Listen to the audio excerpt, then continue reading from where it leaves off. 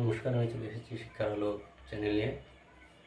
আমরা আজকে যে অঙ্কগুলি করব সেগুলো হচ্ছে ক্লাস 10-এর কোষে দেখি 23-এর 2 অধ্যায়। তো প্রথমে যে অঙ্কটি আছে, তো অঙ্কগুলি করার আগে তোমাদেরকে আগে এই ফর্মুলাগুলো মুখস্থ করতে হবে। তো sine theta is equal to লম্ব বাই অতি, cos theta is equal to ভূমি বাই অতি, tan theta is equal to লম্ব বাই ভূমি। তো ফের কোষে যেখানে যাবে হবে সেটা হচ্ছে উল্টে যাবে, অতি বাই লম্ব।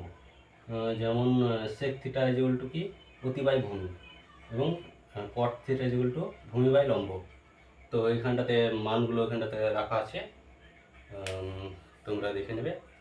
তো আমাদের যে প্রথম অঙ্কটি আছে সেটা হলো কি, আমাদের বাড়ির জানলায় একটি মই ভূমির উপরে রাখা আছে। আচ্ছা, মইটি 60 ডিগ্রি কোণে আছে এবং মইটি 2√3 মিটার লম্বা। তাহলে আমি মইটি এঁকে নেব কীভাবে আছে।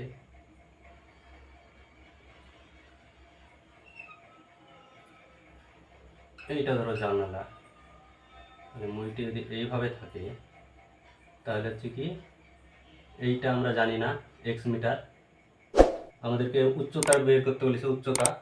তাহলে উচ্চতা জানি না এক্স মিটার, তাহলে মইটি আছে 2/√3। এটা মইটি এই লম্বা এতটা, তাহলে উচ্চতা কত জানি না। ধরি জানালা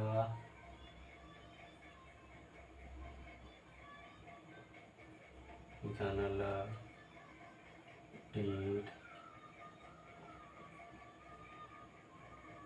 উচ্চতা এক্স মিটার। তাহলে আমাদের বের করতে হবে কি, জানালা, তার মানে এক্স বাই ভূমি। সাইন ইজ ইকুয়াল টু কি, দেখো আমাদের আছে লম্ব বাই অতি। Sine 60 degree is equal to লম্ব এক্স মিটার, অতি 2×3, বা x is equal to 2√3 into sine 60 equal to x is equal to 2√3 into sine 60-র মান কত, সাইন 60-র মান হচ্ছে √3/2। তাহলে 2 কাটা গেল,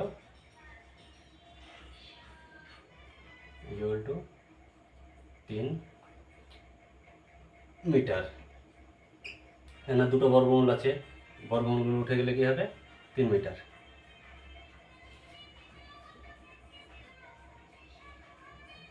অতএব জানালাটি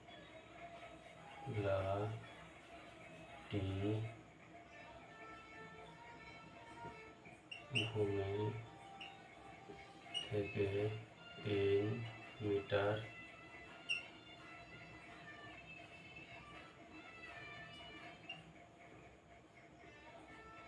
উঁচুতে আছে।